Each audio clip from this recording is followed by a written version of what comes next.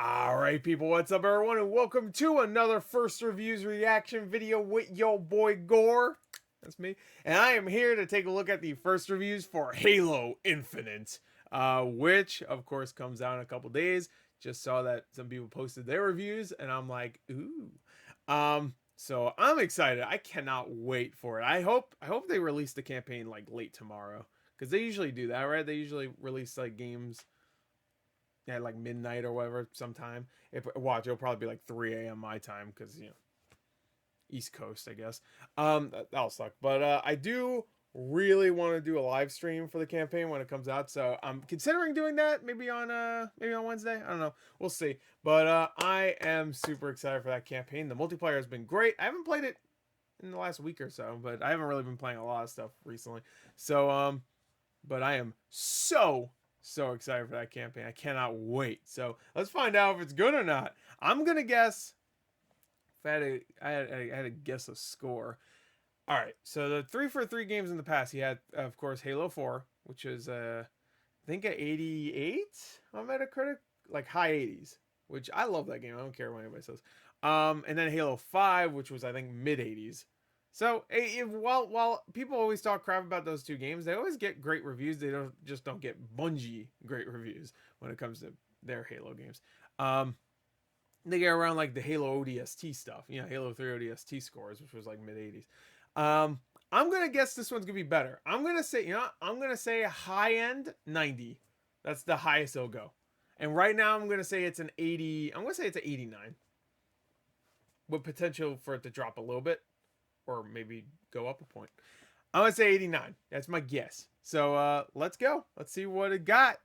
90, or no, my guess is, wait, is my guess 89? Yeah, 89. Let's go. Okay. All right. Yeah, 86. Come on, man. Hell yeah.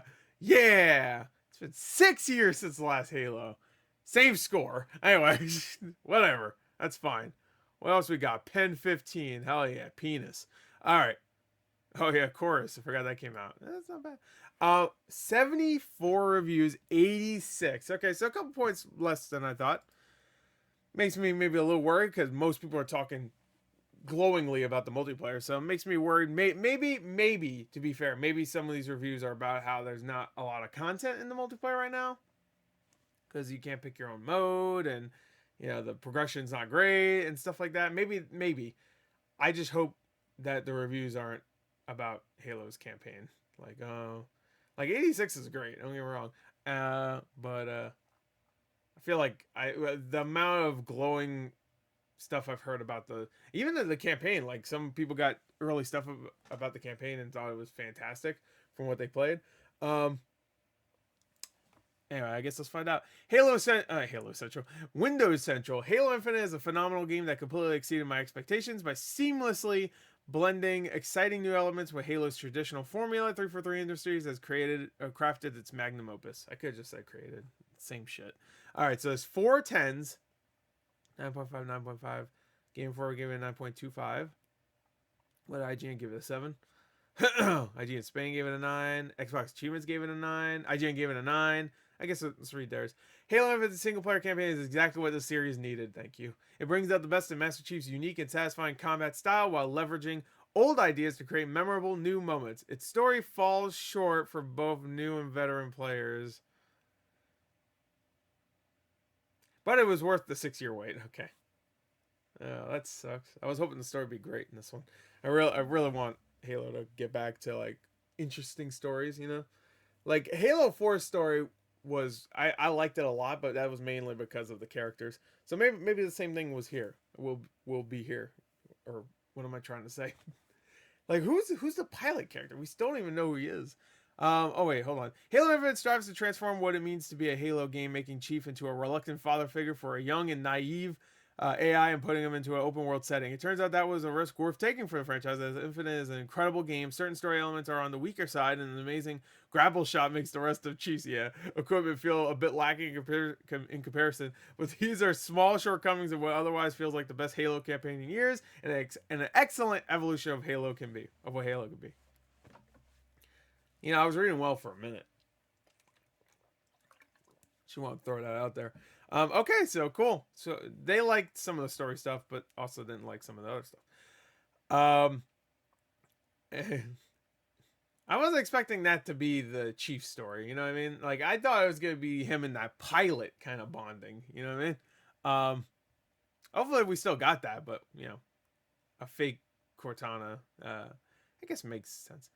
If the campaign will continue to be built upon with similarly intimate stories revolving Master Chief and the weapon, then I cannot wait to see them, since the potential here for expansion is limitless. Multiplayer is spectacular, even as it struggles with teething issues associated with becoming a live service model. At its core, the punchy gunplay, reactive movement, and reliance on teamwork remains, and that's all Halo Infinite needs to become a winner. As someone who grew up as a blubbering fangirl, it feels so good to see Master Chief deliver an adventure that is once again worthy of his iconic status. And it looks like they're giving him way more personality. That's the one thing I like about 343 over Bungie, I guess, is that they really want to make Master Chief into a human, I guess. And I know some people could be like, well, in the novels, I understand that, and I'm sure Bungie had a lot of input in those novels. I'm sure, but I just feel like a lot of them were just like he was quip man, you know, which is fine. He says quips. But I do like in Halo 4, they like the whole story that at least not the whole story, but the whole point of that is relationship between Master Chief and Cortana, and seeing that deteriorate, or at least Cortana. Halo Infinite brings the series back to where it all started 20 years ago. Back to a lone super soldier, a chatty AI companion, and shootings that are bound to lead to a delicious chaos of colorful explosions and screaming aliens. Back to a surprisingly smooth playing multiplayer where, thanks to the same chaos, no two games are the same, but back to a game we want to keep playing indefinitely. I mean, that is cool. That other review brought up that point that we can see way more story stuff. I'm assuming that means the campaign kind of ends on like you know, like I'm assuming not an indefinite end. You know, with potential for every few months we'll get a little bit of we'll get a little bit of pizza. We'll get a little bit of story. I guess I don't know what I'm trying to say. Just a little extra, a little expansion. I think they said they're gonna do that anyway, but I think it's still cool.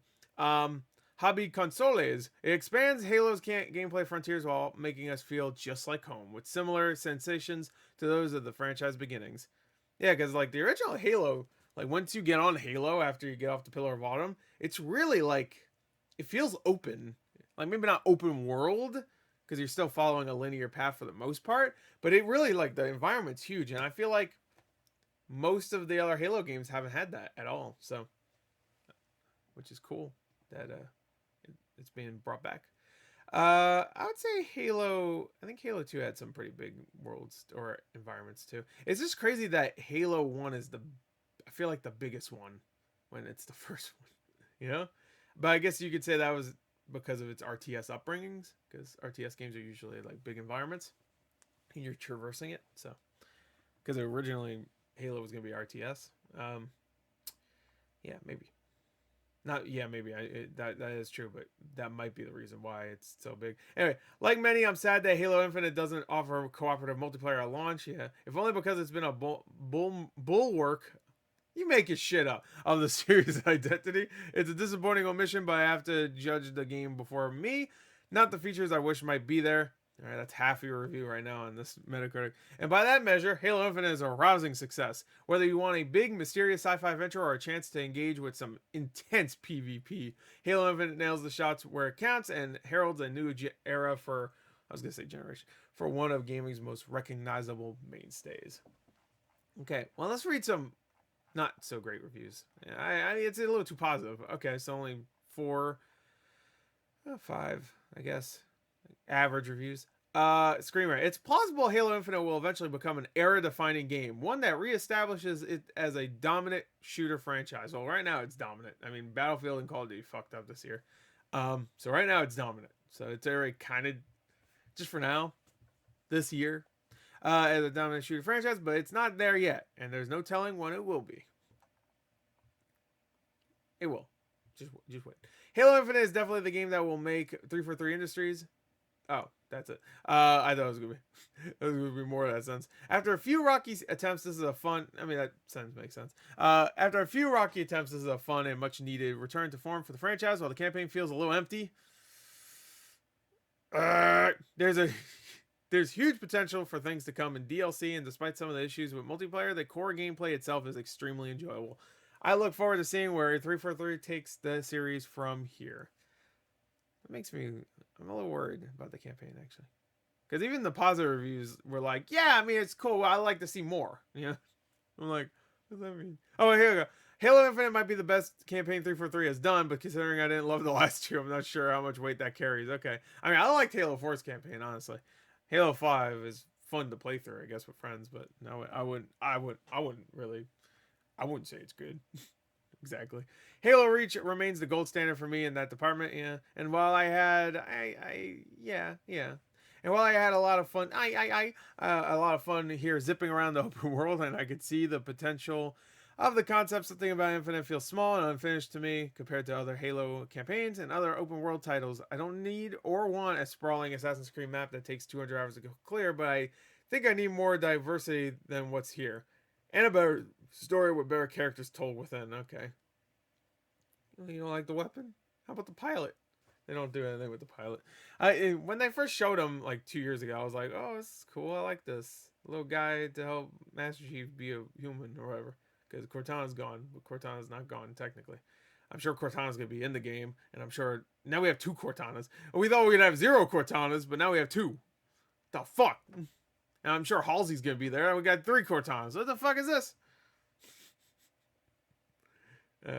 Anyway, I think I read enough for Metacritic. Now let's go to OpenCritic. Oh, actually, no. We need to check the PC reviews. Come on now, that's too low. What the fuck? No, we didn't check that. Never mind. All right, no Xbox One reviews. Okay. Attack of the Fanboy. What the fuck? Halo Infinite might be kind of underwhelming on the single player side.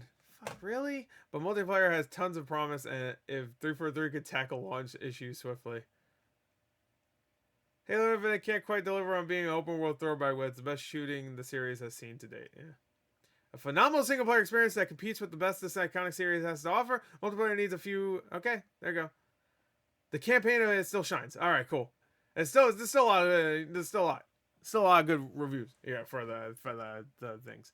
All right, good. All right, now let's go to OpenCritic, which is also a great website.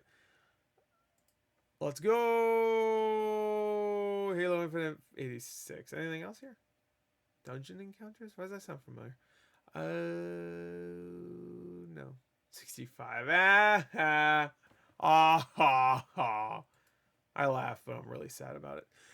109 reviews, 86, 94% critics recommend though. IGN. Oh, there's 2 IGNs. Good. I'm assuming one's Spain and one's multiplayer. Yeah, one's multiplayer, one's campaign. Yeah, they gave the campaign a 9 out of 10 though. Halo Infinite single player campaign, and it's Ryan McCaffrey too. Exactly what the series needed. It brings out the best of Master Chief's unique and satisfying combat style while leveraging old ideas to create memorable new moments. Its story falls short of both new and veteran players. Okay, so I read that part. It was worth the 6-year wait. Okay. So wait, what? Oh, is that what that review said? I for some reason I read it as just Halo Infinite, period, not Halo Infinite single player campaign. Okay, so they liked the campaign. That's weird. You would think that the campaign wasn't that great, but they gave it a 9 out of 10. With that last line, you know what I mean? Like it'll fall short from veteran and new players. You think that's bad? 9 out of 10 is great. I don't know. I'm confused. Anyway, now I'm confused. Jeff Gerstmann gave it a 4 out of 5. Chris Carter gave it a 9 out of 10. 7.5, 9. Unscored. 6 axis. Shaq News. Okay. A lot of great reviews. A lot of 9s I see. I also see some 7s. See some 8s. Yeah. 7.5, 9. 9.5, 9, a bunch of IGN 9s. Oh, this guy was like, nah, 8. Never mind. I don't like it. Oh, really? As a chapter in the series. Oh, wait, okay. Halo Infinite as a game is a solid and fun job. It's a weird way to. Describe it. It's a fun job. As a chapter in a series that has always been characterized by strong epic traits, it is little more than a simple prologue. All right. I think we got it. Okay. Well, we saw enough reviews. All right. Well, Halo Infinite. There you go. That is the first reviews for it. Looking pretty good. I'm gonna do a stretch.